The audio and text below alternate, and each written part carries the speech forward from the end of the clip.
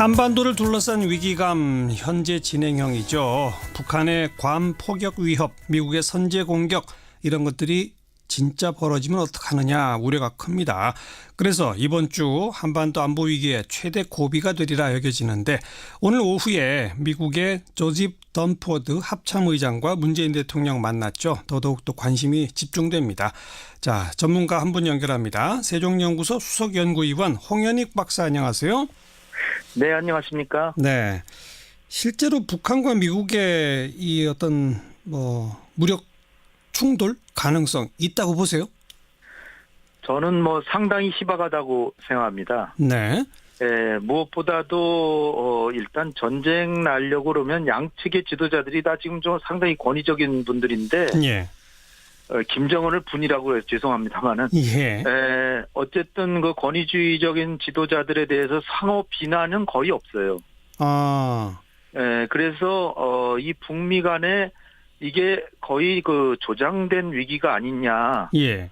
그리고 이 양측 간에 전쟁이 난다 그러면 전시 준비 태세 대북콘이라든지 네. 정보 감시 태세 워치콘 다 그대로고요. 네. 병력 이상 동향도 북한군 상황이 별로 이상한 거 없고요. 네. 그다음에 주한 외국인들 철수한다 이런 얘기도 전혀 없고요. 없죠. 예. 단지 말대결인데 가장 그 위기감을 느끼게 하는 거는 김정은은 본래 예측 불가능하고 도발적인 지도자라고 알았는데 예. 미국의 지도자가 우리가 평상시에 보던 지도자가 아니라 미국의 지도자가 핵전쟁을 운営하는데 이 또 말이 수시로 바뀌고 네. 국무장관, 국방장관 얘기가 다르고 그래요. 그러니까 이 초강대국이 흔들리는 모습에서 우리가 더 지금 불안함을 느끼는 거고요. 네, 네. 그래서 북한이 위기를 키우는 건 어느 정도 이해할 수는 있지만 미국이 이러는 거는 좀 양해하기 좀 어려운 상황이다. 그래서 이제 불확실성의 위기다. 예, 이렇게 보는데요. 예. 서로 간에 전쟁을 하면 엄청나게 그 많은 것들을 잃기 때문에 예. 전쟁을 할 만한 동기가 없습니다. 그래서 물론 김정은이 아예 미치광이 행사를 하면서 괌에다가 미사일 쏴라 지시하면 쏠 테고 거기에 대해서 선제 타격할 가능성이 있어서 이제 이게 위험한 건데요. 네네. 미국이 북한이 아무 행동도 안 하는데 먼저 선제 타격할 리는 없고요. 예. 그러니까 김정은이 괌에 시험 사격해라 지시하느냐가 여부가 관건인데 예. 제 생각에는 그 가능성 거의 없다. 거의 없다. 예. 네. 단지 말폭탄이 오가고 있다. 네. 그런 가운데도 북한과 미국 사이에 뉴욕 채널을 통해서 물밑 대화가 오갔다는데 이게 뭐예요? 네, 일전에 원비어군을 이제 석방시켜서 조지 부윤 대북정책 특별 대표가 왔는데, 네. 알고 보니까 5월달에 오슬로에서 만날 때 북미 간의 투트랙이라고 그랬는데 거기에 또 조지 부윤이 갔었고 최선희가 갔었고, 그래서 사실상 북미 간은 육자회담 대표 간에 만났었고요. 예. 그 다음에 6월달에 뉴욕 채널이라고 하는 예. 뉴욕에 유엔에 있기 때문에 유엔 회원국으로서 미국의 북한 대표부가 있거든요. 거기 차석 대사하고 조지 부윤하고 수시로 만났다. 그래서 거기서 원비어군 얘기를 해서 트럼프 대통령의 지시로 북한에 가서 데려오기까지 했다. 네. 그러면서 계속해서 대화가 이어오고 있다는 겁니다. 근데 이게 이런 양상이 과거에도 늘상 있어 왔고요. 예. 오바마 대통령도 지난 4년 전에 대선 기간 중에 굉장히 북미 간의 긴장이 고조됐는데 또 특사를 보내서 또 대화하고 일체 대화 없다면서도 특사 보내서 또 하거든요. 네. 그걸 보면 초강대국은 긴장을 최고도로 고조시켜서 결국은 한국이나 중국한테 많은 이익을 취득하고 그러면서 최대 이익이 실제로 이게 현실화되면 안 되니까 북미 간의 대화의 채널을 열어놓고 이런 편법을 하는데 사실 좀 바람직하지 않은 모습이죠. 네. 북한은 지금 괌 포격까지 언급하면서 진짜 원하는 게 뭐인 거예요? 북한이 원하는 거는 북미 간의 대화와 빅딜을 통해서 네. 김정은의 속내는 핵무기 많이는 안 가질 테니까 일정 수준 이미 개발한 거 놔두면서 핵보유국으로 인정해달라. 그러면 미국한테 위행이 안 하고 그 위행이 안 한다는 부분에는 핵무기를 알카에다나 IS한테 일체 전달하거나 주지 않겠다. 예. 그러니까 북한의 내정 간섭 행위 일치하지 마라. 하다못해 뭐 인권까지 간섭하지 마라. 이런 네. 걸 요구하면서 예. 경제적인 지원까지 요구하는 북미 협상을 하려고 그러는데 예. 이게 이제 여러 가지 시험을 해서 SLBM도 써보고 단거리, 중거리 써보고 그래도 미국이 대화를 안 하니까 미국 본토까지 쏠 수 있다는 걸 보여줬고 그랬죠. 그런데도 이제 트럼프가 대화할 생각을 표명 안 하니까 예. 그렇다면 시범적으로 그 미국의 해외 영토라고 하는 괌을 직접 맞출 수 있는 능력을 보여줄 테니까 이렇게 미국한테 큰 피해를 줄 수도 있는 나라하고 어떻게 관계를 이렇게 할 수가 있냐. 네, 직질 대화를 하자 이 네. 얘기입니다. 네. 그런데 그 핵 보유국으로 인정해 달라라고 하는 걸 미국이 결코 받아들일 수 없는 거 아닐까요? 제가 보기에는 지금까지 역대 어느 정부도 절대 받아들이지 않겠다고 했지만 예.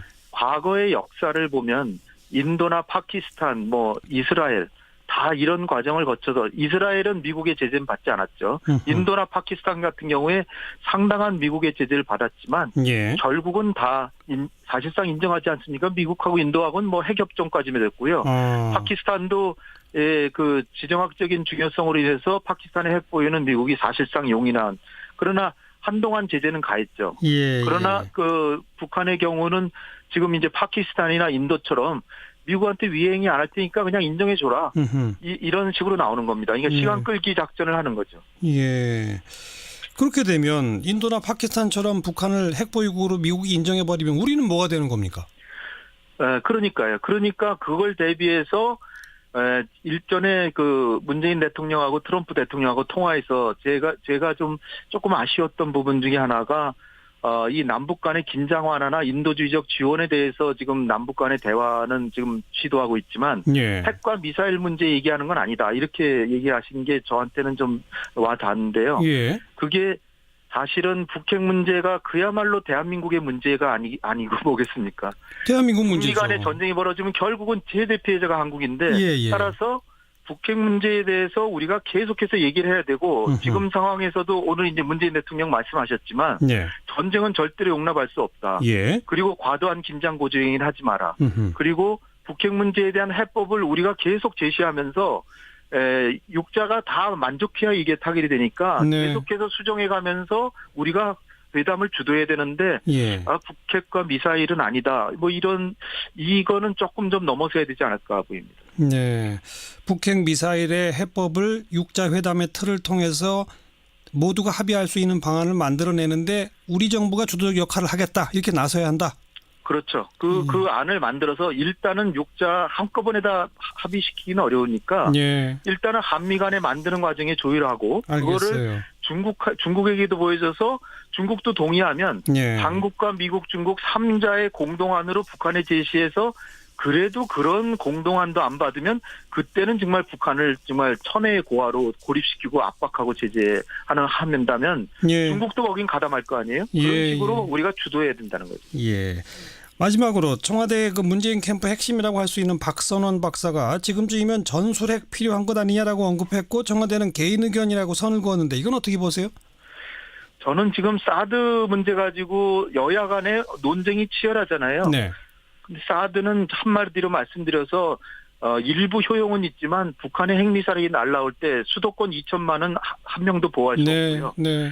그리고 너무나 효용이 제한적인데 그래서 근본적인 해결이 필요한데 우리가 핵을 개발하면 제일 좋지만 그건 불가능하고 예. 그렇다면 한미 간의 핵안전 보장 조약을 맺든지 아니면 한시적 조건부로 전술핵을 배치해서 이 갖다 놓고 확실한 억지력을 가지고 북핵 협상에서 북한이 핵을 포기하면 다시 철수시키는 네. 그런 정책을 쓰는 게 합리적인데 예. 이제는 이제 문재인 대통령 캠프에 있던 박선원 박사도 이런 얘기를 해서 저는 이런 얘기가 오히려 사드 대신 국회 여야에서 알겠습니다. 논쟁이 되고 예. 그리고 토론이 돼야 되는 게 아닌가 이렇게 생각합니다. 그래요. 이것도 꼭 고려할 변수로 하나 더 떠올랐네요. 전술핵 재배치 한시적인. 네. 여기까지 듣죠. 고맙습니다. 감사합니다. 세종연구소 홍현익 박사였습니다.